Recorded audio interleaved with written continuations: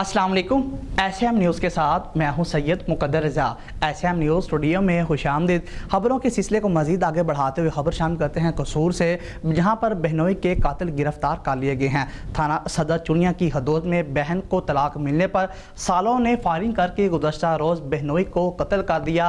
Police ने 2 मरकजी मुलजिमान को गिरफ्तार कर लिया गया। इस हवाले से मज़ीद बात कर लेते हैं अपने नुमाइंदे महर बशारत सदीकी से। जी महर बशारत सदीकी, बताइएगा क्या तफसीलात हैं आपके पास?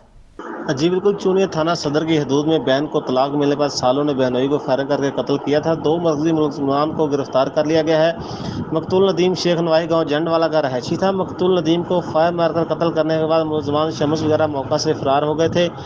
मकतूल नदीम शेख ने मुलजिमान की बहन को तलाक दे रखी थी। इस रंजिश पर सालों ने बहनोई को कत्ल किया। मकतूल नदीम नामी नौजवान कार्डियक सेंटर में मुलाजमत करता था, दूध फरोश भी था।